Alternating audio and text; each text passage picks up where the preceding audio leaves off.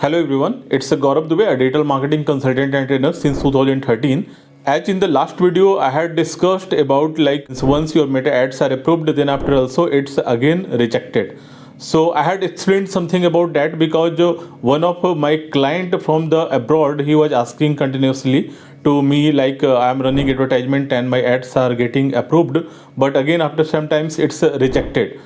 Main factor was when you just make your ad active for the review, then the automation tools of the Meta starts reviewing your ad, and in the first time it doesn't care about the multiple things until you are not breaking any guidelines of the Meta. Like if you are running any advertisement of the surgery, you are running advertisement of the alcohol, any sexual content.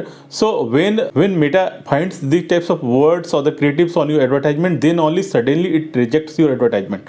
Otherwise it passes in the first attempt.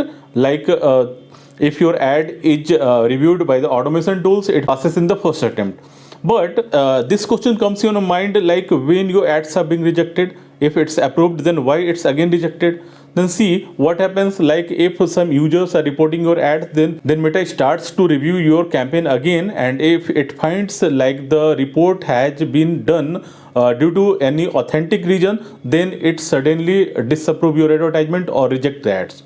So how to troubleshoot them? So as per the Facebook guidelines, whatever Facebook suggests to us, like either you just edit those advertisement, whatever you think that this is not compatible with the guidelines of the Meta, you must edit those advertisement or just request for the another review.